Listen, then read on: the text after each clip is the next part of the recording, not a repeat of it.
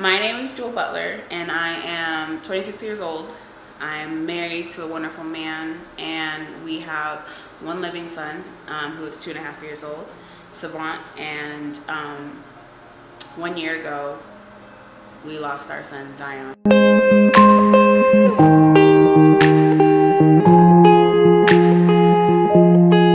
In May of 2017, my husband and I found out that we were pregnant with our second child. We were at the anatomy scan, and when we met the doctor, he kind of sat us down and was like, so your child and yourself, you're being diagnosed with a very rare condition called amniotic band syndrome. And what amniotic band syndrome is there's two sacs that are around the baby. There's the outer sac and the inner sac, and basically the inner sac had gotten punctured at some point, and he was like, it looks like your baby is missing some fingers. He lost 3 fingertips, the tops of his fingers, and it was his pinky, ring finger, and the middle finger.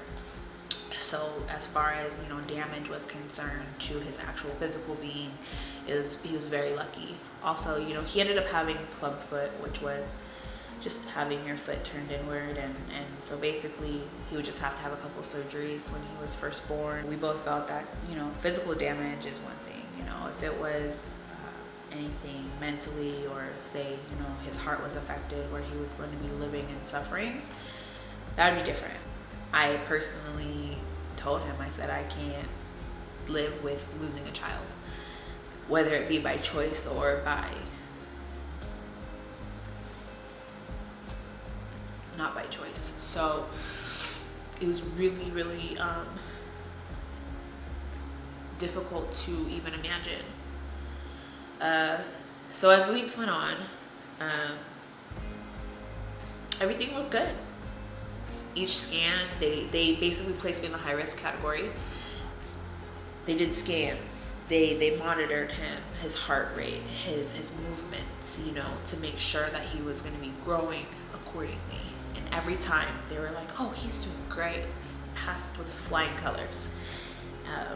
And like I said, he was strong, and I felt him move every single day, just like I felt our first son. He moved every single day. I was very lucky to feel him and know that he was there, and know that he was fighting every single day. So with that,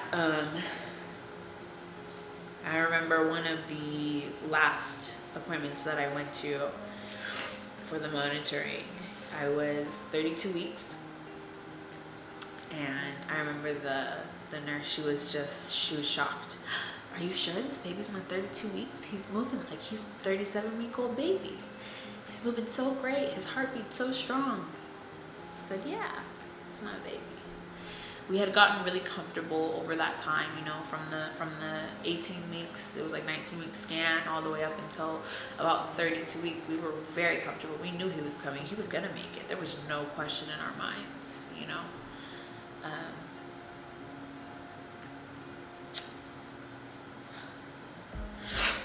So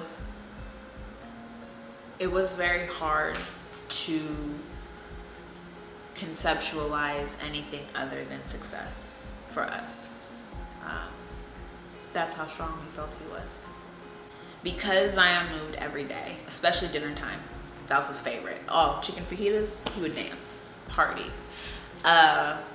It was really strange. One night we were eating dinner, and I was like, "Wow, what's going on? Like, where's the party at?" I was 33 weeks. And I was like, this is just weird. I said, okay, let me try all the tricks. Let me drink some juice. Let me, lay on my side. And he just wasn't moving. I remember when I got to the hospital, I just had a feeling like this is the last time I'm going to see myself like this.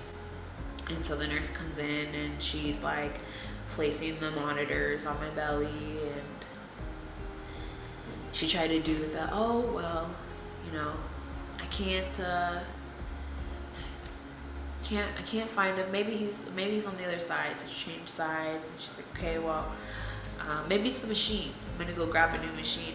But when I saw her come in with other doctors and a new machine, I was like, something's amiss. It was really unfortunate, you know, hearing those words that your baby's heart stopped. There's no heartbeat. He's not moving. You know, it can't be true.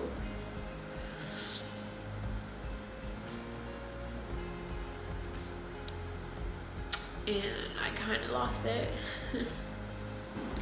To just know that I had made it so far, you know, and we were 2 weeks from delivery, because he was doing great, but they were a little bit concerned about his growth, so they were gonna do C-section 35 weeks, and you know, it'd be safer for him outside of the womb. So to know that I was 2 weeks away from holding my son, and now I'm holding him, but he's gone. I couldn't handle it.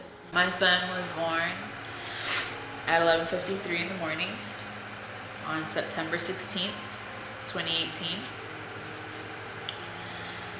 They allowed me to hold him as soon as he was delivered.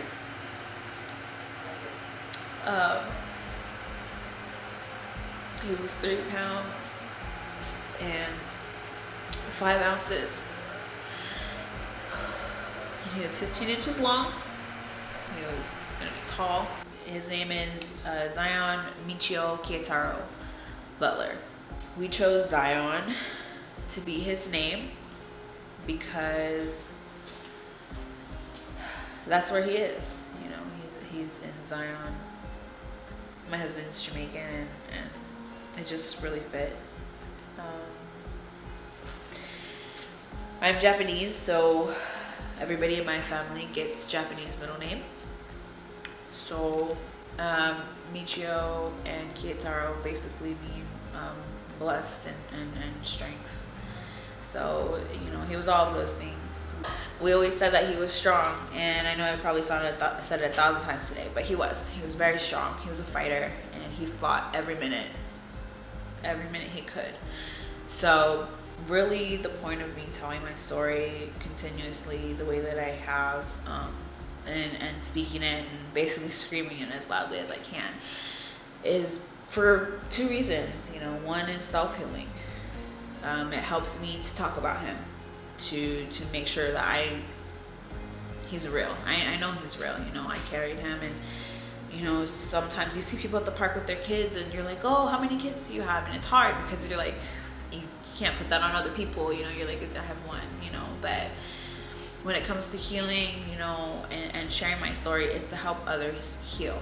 Is to help others heal, because so many women, especially Black women, we suffer in silence because we feel like that's what we have to do. We feel like we have to be strong. We feel like we have to be resilient. We feel like in order to do that, we have to be silent, and it's not the case. You know, it's not the answer. So, you know, whether you have a miscarriage or a stillbirth, like I did, talk about it, you know, find somebody, anybody, and help yourself heal, help others heal. We need to stop this stigma that's around pregnancy and infant loss, because it makes some people uncomfortable. People are always going to be uncomfortable. Things happen, life happens, and you have to make sure that you're going to be strong enough to continue on. So if that means that you have to shout it from the rooftops, if that means that you have to just go see a therapist, like, do it. All that being said, there are a lot of resources out there. There's a lot of programs out there that can help. Personally, I brought this to show you guys.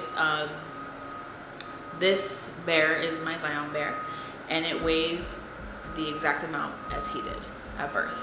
There's a company called Mommy Bears. They're a non-profit organization, and they will make you a bear with your baby's exact weight, the name if you want. If you want emblems placed on them, they'll do that too. And it's to help you cope, because at some point, and you can ask any mother who's ever lost a child, you will crave to hold that child.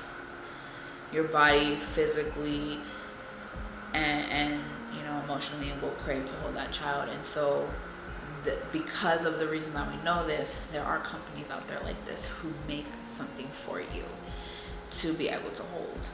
You know, obviously it's not the same, but it's helpful. So thank you for listening to me.